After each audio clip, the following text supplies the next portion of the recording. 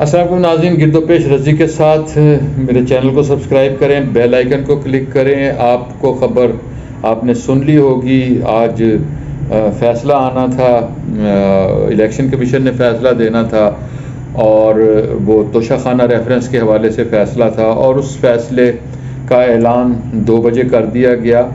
اور فیصلے کا اعلان یہ ہوا کہ عمران خان صاحب کو جو توقع کی جا رہی تھی انہیں نااہل قرار دے دیا گیا، اور ان کی نااہلی کے بعد چونکہ انہیں نااہل قرار دے دیا گیا ہے، لہٰذا وہ جن نشستوں سے وہ کامیاب ہوئے تھے وہ نشستیں بھی خالی ہو گئیں۔ عمران خان صاحب اسی مکافات عمل کا شکار ہوئے ہیں جس کے لیے وہ دوسروں کے لیے کام کرتے تھے۔ اور آپ کو یاد ہوگا کہ وزیر اعظم کی حیثیت سے نواز شریف صاحب کو بھی نااہل قرار دیا گیا تھا، اور ان کی نااہلی جو تھی وہ عمران خان صاحب کی کوششوں کا نتیجہ تھی، یا ان قوتوں کی کوششوں کا نتیجہ تھی جو عمران خان صاحب کو سبسٹیچیوٹ سمجھتے تھے، اور وہ ایماندار سمجھتے تھے ان کو، اور وہ نیک سمجھتے تھے، اور وہ یہ سمجھتے تھے کہ باقی جو چور ہیں، پیپلز پارٹی والے ہوں یا مسلم لیگ نون والے ہوں، ان سے پبلک تنگ آ چکی ہے، لہذا پبلکوں کو متبادل دیا جائے۔ متبادل بیانیے کے طور پر عمران خان صاحب کو لایا گیا، اور پھر عمران خان صاحب نے اپنے دور اقتدار میں جو کچھ کیا، کرپشن کی اور بہت سی کہانیاں بھی ہیں، لیکن یہ توشہ خانہ کا جو کیس تھا یہ ایک ایسا کیس تھا کہ جس میں انہوں نے اگرچہ بیان دیا، انہوں نے اپنا دفاع بھی کیا اس کیس میں، لیکن اس میں ان پر کرپشن ثابت ہو گئی، اور الیکشن کمیشن نے انہیں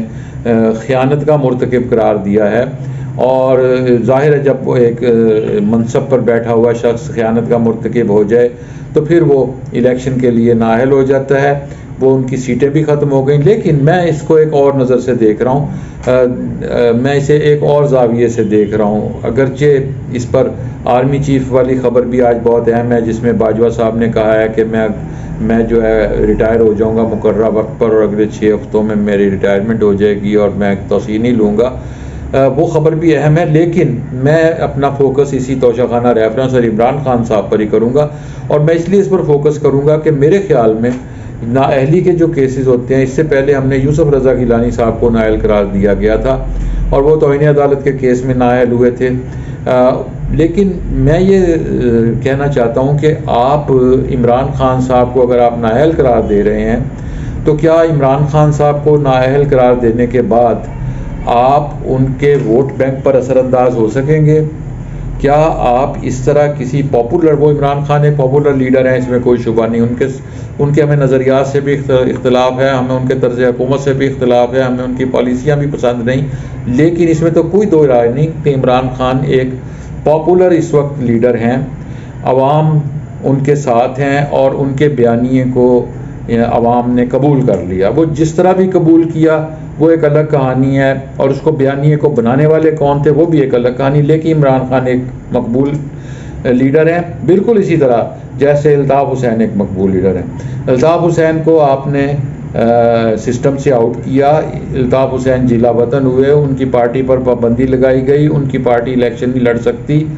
اور عمران خان صاحب، الطاف حسین نے اپنی پارٹی کو، الطاف حسین کے بعد پھر اور بہت سے لوگ آئے جنہوں نے اسٹیبلشمنٹ کی مدد سے الطاف حسین کے ووٹ بینک کو اپنی جانب لانے کی کوشش کی، لیکن آپ دیکھتے ہیں کہ کراچی میں جب بھی الیکشن ہوتا ہے تو الطاف حسین کی غیر موجودگی میں وہاں کا ووٹر جو ہے وہ الیکشن سے لا تعلق ہوتا ہے، اور اگر کبھی الیکشن ہوئے اور اگر کوئی پروسیس ہوا جس میں الطاف حسین کو اور وہاں کے لوگوں، وہاں کی قیادت کو، مقبول قیادت کو حصہ لینے کا موقع ملا، تو پھر آپ دیکھیں گے کہ الطاف حسین کراچی میں دوبارہ اسی طرح ان کے امیدوار جو ہیں وہ کامیاب ہوں گے جیسے وہ ماضی میں ہوتے رہے ہیں۔ کہنا یہ چاہتا ہوں کہ کسی کو نااہل قرار دے کر،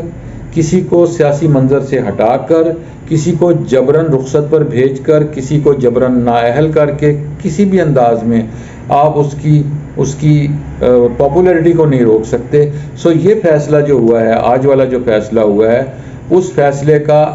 الٹیمیٹ فائدہ عمران خان کو ہی ہوگا۔